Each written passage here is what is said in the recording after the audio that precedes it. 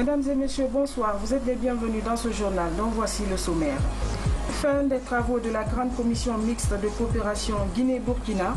Les deux parties se sont convenus de consolider les acquis, mais aussi d'explorer de nouvelles pistes de coopération.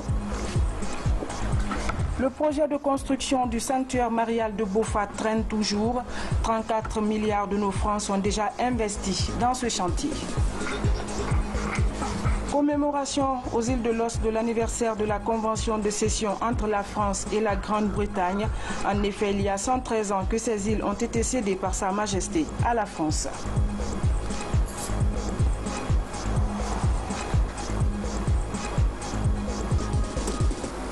Mesdames et messieurs, bonsoir. Commençons tout de suite par la visite du président de la République en Arabie Saoudite.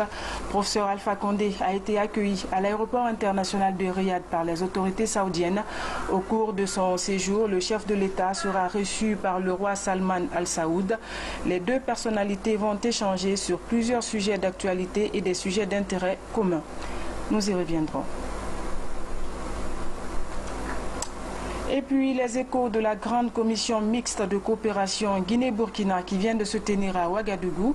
Experts guinéens et burkinabés ont débattu des projets intégrateurs au profit des deux États conformément à la volonté des présidents Alpha Condé et Roch Marc Christian Kaboré. Les deux parties se sont convenus de consolider les acquis mais aussi d'explorer de nouvelles pistes de coopération. Retrouvons Mahmoud Bari.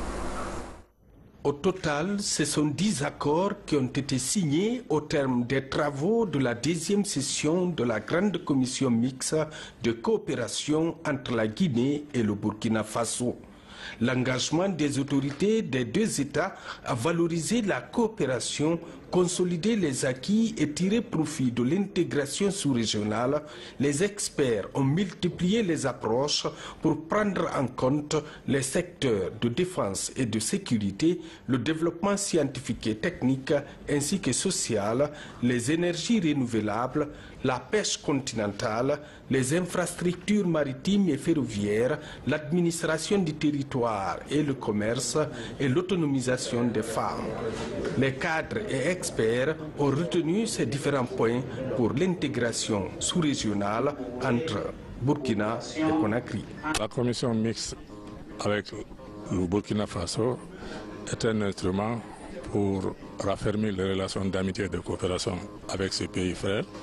Ensuite, un instrument d'échange d'expériences dans divers domaines de développement. Et c'est un instrument pour aider à promouvoir une paix durable au niveau de la sous-région et au niveau du continent de par la volonté politique affirmée de nos chefs d'État et de gouvernement. Nous avons échangé autour d'un ordre du jour précis qui concerne la coopération économique et sociale, qui concerne les questions de défense et de sécurité, qui concerne aussi la coopération scientifique, technique et culturelle et même sociale. Et à cet effet, nous avons donc examiné pas mal d'aspects de notre coopération, que ce soit les questions liées à la défense et à la sécurité, que ce soit les questions liées à la mise en commun d'un certain nombre de nos moyens en termes de transport maritime, transport aérien, transport ferroviaire, d'autant plus que la partie guinéenne, le chef de la délégation guinéenne a fait une proposition intéressante à la partie burkinabé pour booster en tout cas le processus de désenclavement de notre pays. Les ministres guinéens et burkinabés se sont engagés à respecter le contenu de ces accords, mais surtout à mettre véritablement en œuvre les différents projets ciblés. En donnant une place de choix à la coopération dans les secteurs des mines, de l'agriculture, de l'artisanat, de la pêche continentale, du commerce, des transports, de la sécurité, de l'éducation et de la formation, de la défense, de l'administration du territoire et de la décentralisation, pour ne citer que cela, nous réaffirmons notre engagement à développer simultanément nos secteurs productifs et nos infrastructures économiques et sociales pour faciliter davantage la circulation des personnes, des biens et des services entre nos deux pays. Je me réjouis tout particulièrement de l'esprit de cordialité et de franchise qui a caractérisé nos échanges. Je pense pouvoir ne pas me tromper en disant que l'ambiance qui a prévalu traduit tout naturellement et de manière éloquente la qualité des relations d'amitié et de coopération qu'entretiennent nos deux pays et leurs dirigeants. Avant la troisième session prévue à Conakry en 2019, experts et techniciens guinéens et burkinabés fondent un espoir à la coopération bilatérale pour l'atteinte des objectifs de développement ambitionnés par les différents chefs d'État de la sous-région ouest-africaine. Le ministre de l'Administration du territoire et de la décentralisation a mis son séjour à profit à Ouagadougou pour réagir aux propos accusant le président de la République d'être à l'origine de l'échec du meeting projeté du chef de file de l'opposition à l'intérieur du pays. Général Bouré Makonde est au micro de Mahmoud Bari. Il n'a jamais été question d'interdire à un leader politique de tenir son meeting à son siège quand on n'est pas en période de campagne. Les exemples de Conakry sont là, sous les yeux de tout le monde, les samedis.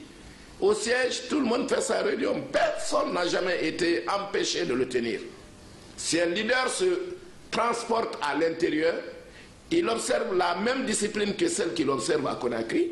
Il va au siège de son parti et tranquillement, il tient ses meetings. Donc, quand la mauvaise foi va jusqu'à dire que l'empêchement vient du président de la République, je me presse de dire que pour cette fois-ci-là, puisque d'autres cas ont toujours existé où le chef de l'État est accusé de tout, cette fois-ci, je me dis qu'on est allé un peu loin.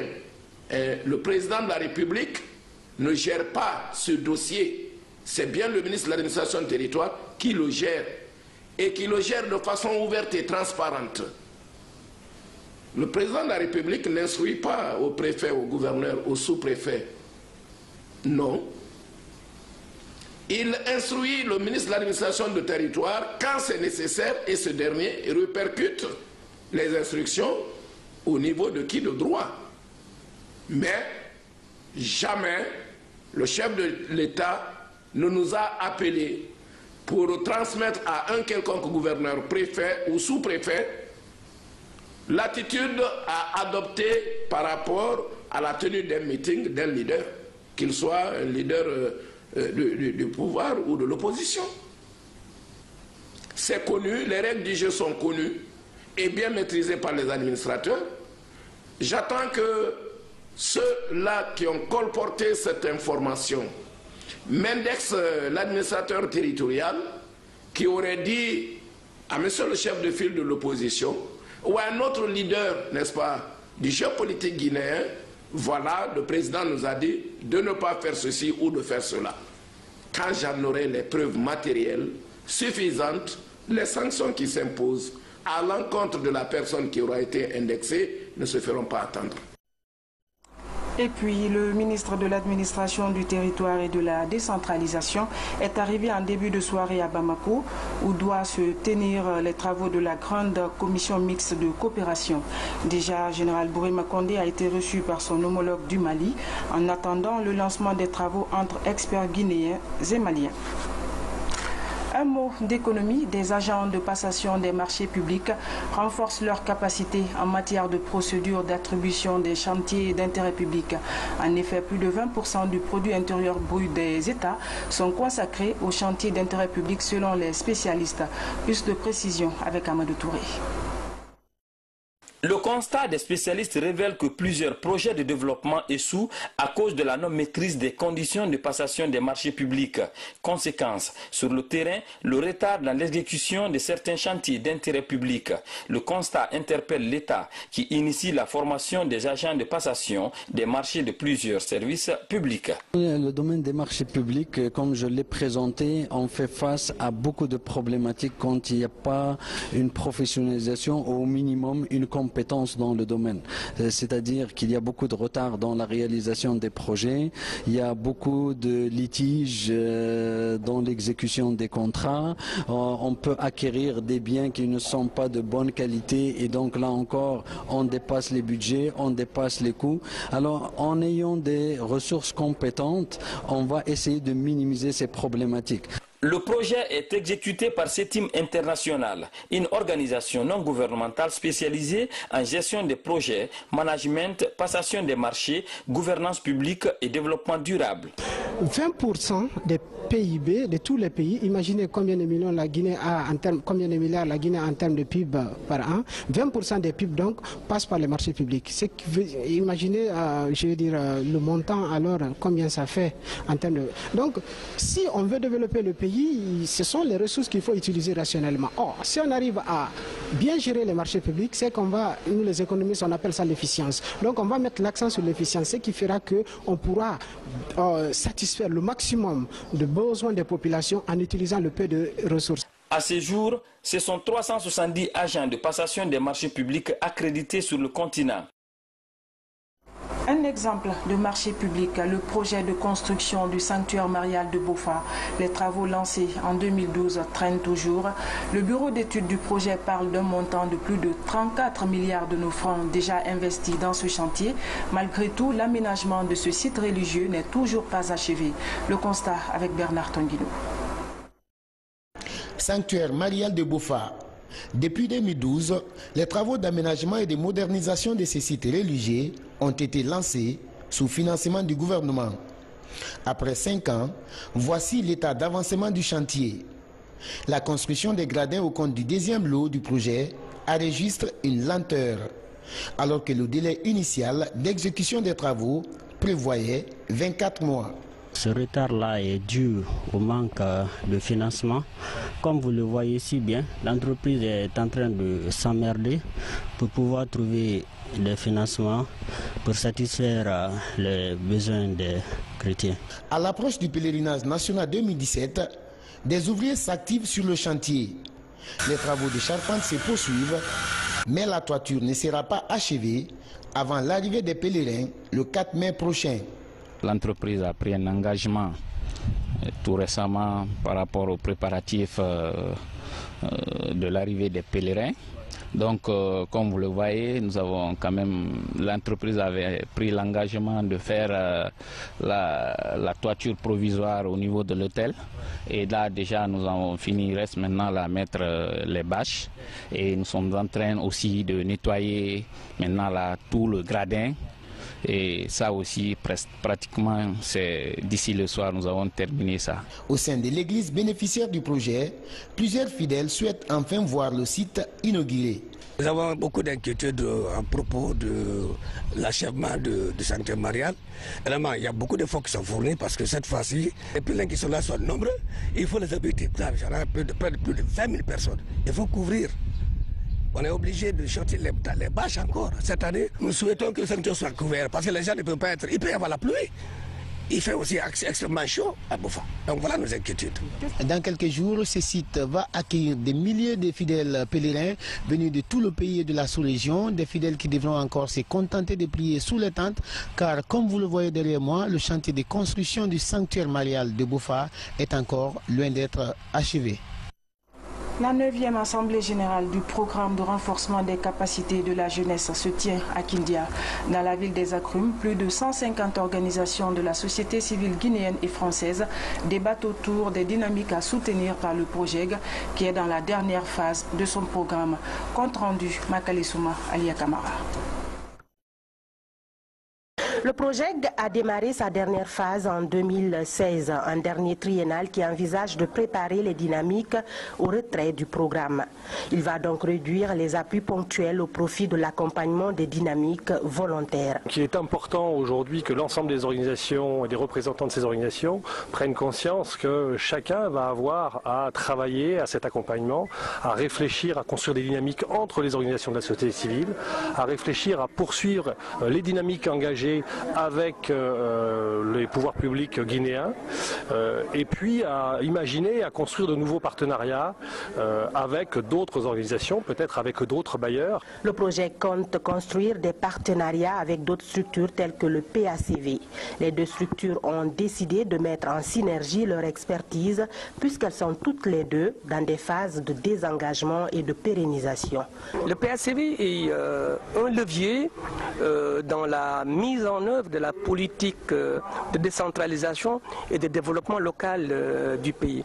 Et décentralisation, développement local, ça met en relief un fort besoin de proximité, de participation citoyenne, comme on en parlait tout à l'heure, des populations et en lien avec les élus locaux. Au cœur de cette 9e Assemblée générale, la problématique de la construction du citoyen, une urgence dont les autorités guinéennes disent avoir pleinement conscience. De toutes les urgences auxquelles notre pays fait face, que la problématique de la citoyenneté est la plus légitime.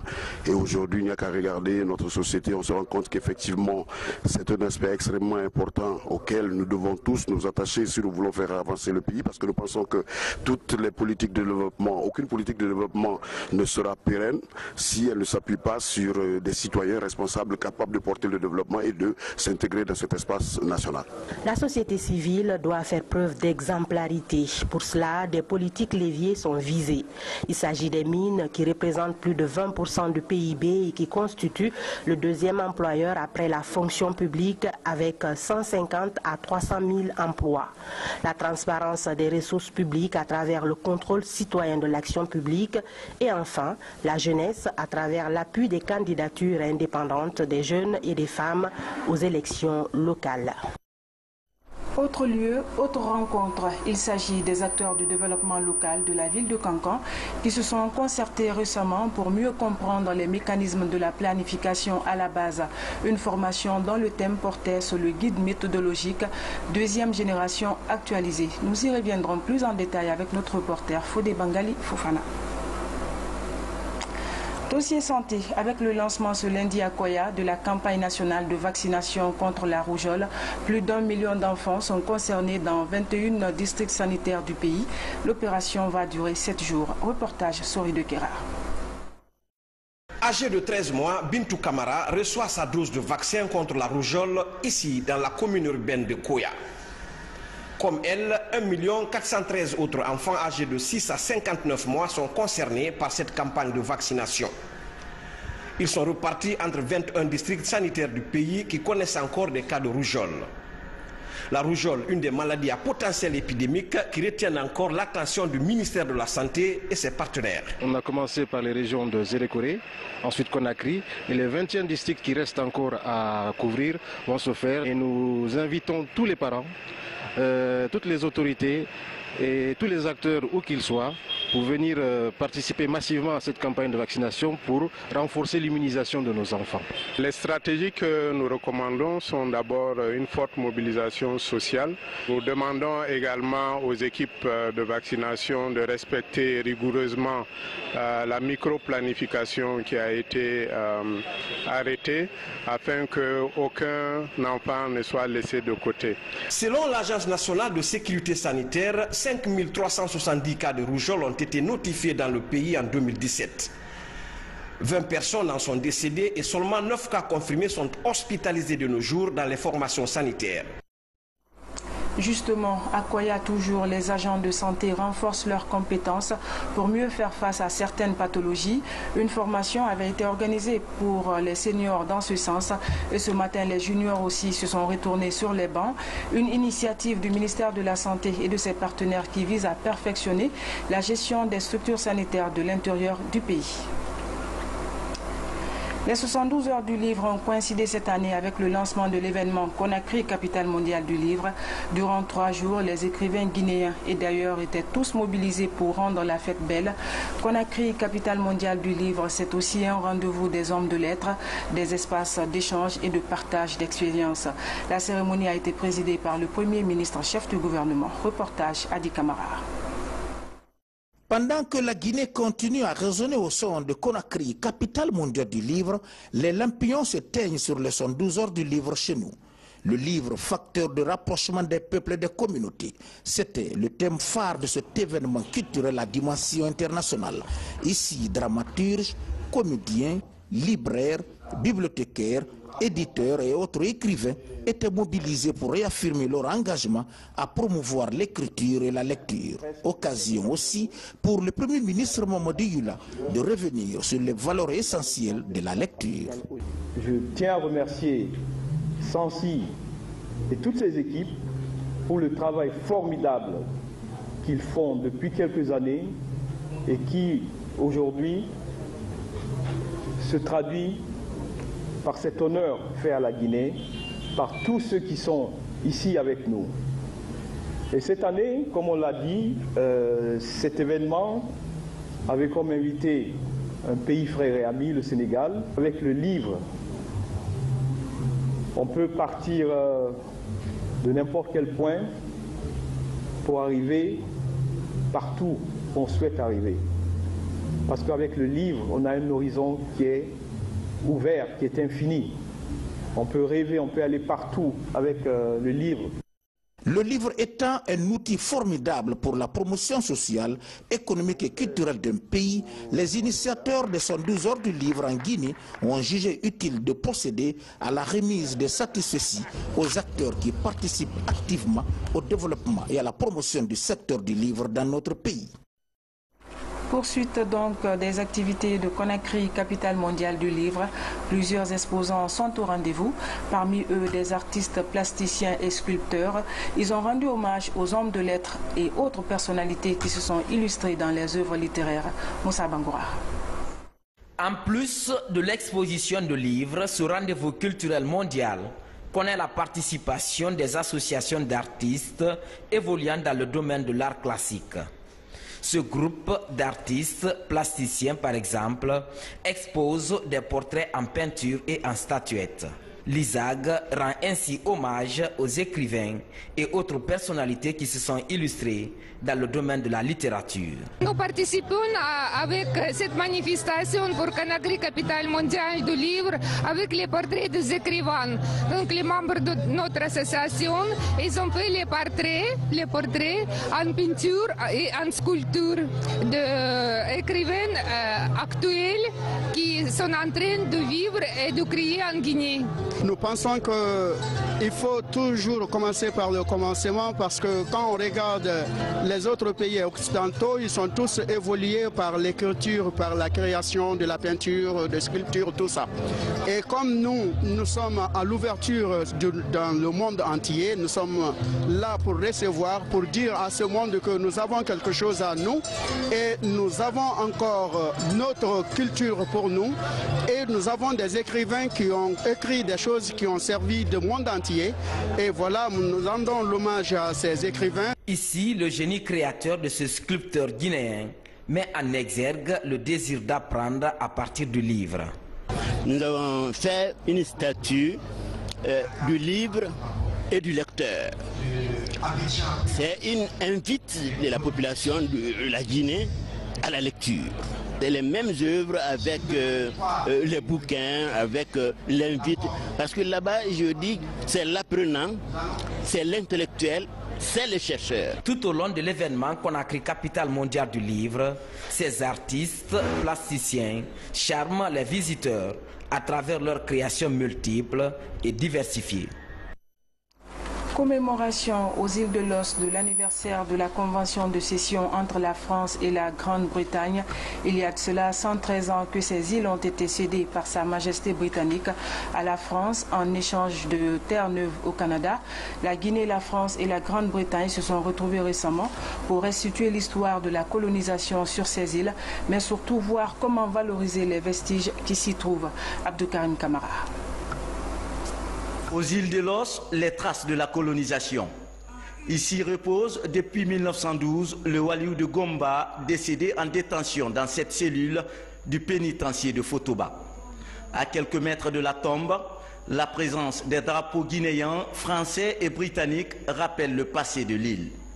C'est la traduction de la signature de la convention de cession entre la France et la Grande-Bretagne en 1904. convention par laquelle les Britanniques ont cédé les îles de Los à la France en échange de la Terre-Neuve au Canada. Aujourd'hui, c'est vraiment une satisfaction morale pour l'UDIL de réunir tout ce beau monde du pénitencier, de l'entente franco-guinéenne allemande et jusqu'à sur cette plage-là où nous avons dégusté. Je pense que ça va continuer et c'est l'éveil qui espéré par les insulaires. Chaque année, pour les commémorations, le bleu, blanc, rouge et l'Union Jack font profil bas pour l'honneur de la Guinée. Seul le rouge, jaune, vert reste hissé toute l'année.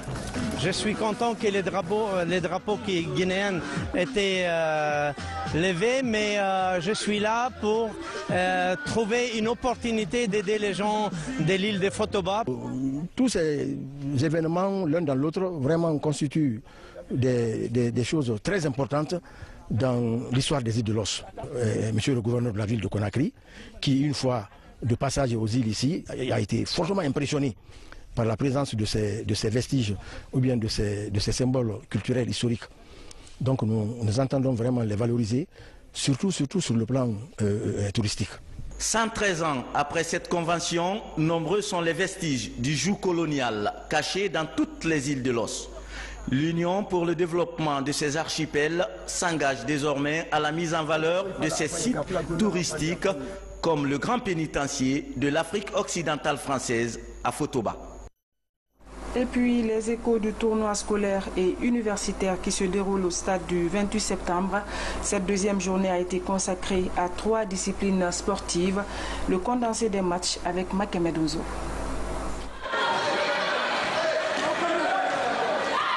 Les phases finales du sport en milieu universitaire et scolaire, SMUS 2017, se poursuivent sur les différents terrains de la capitale.